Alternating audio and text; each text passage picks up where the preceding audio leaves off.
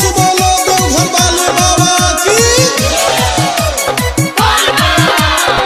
सोइया संगे देव घर के मेला में फोटो खूबे खिंचाई विनोद इंद्रजीत फोटो खूबे खिंचाई फेरी दिल को भोला बाबा नजरिया देवघर गई है तू बन के कांवरिया। अरे क्या नहीं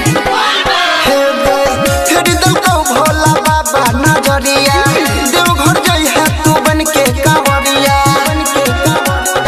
पिंधिले बैकेरुआ रंग के लहंगा पिंधिले बैकेरुआ रंग के लहंगा हम तो खूबे झमकई बैरे सोइया संगे देव घर के मेला में फोटो खूबे खिंचई बैरे सोइया संगे देव घर के मेला में फोटो खूबे खिंचई बैरे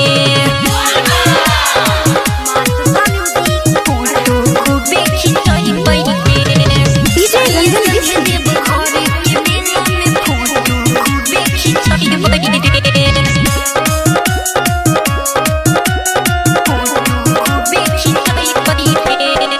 खोज रही जहने छौरी मिललो हने घर गे।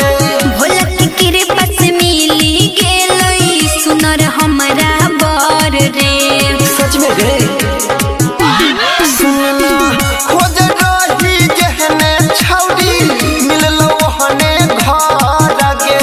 बाबा के कृपा से मिली गेलई सुनर हमरा बर रे काबर में जोरे लगाइल बै घंटी काबर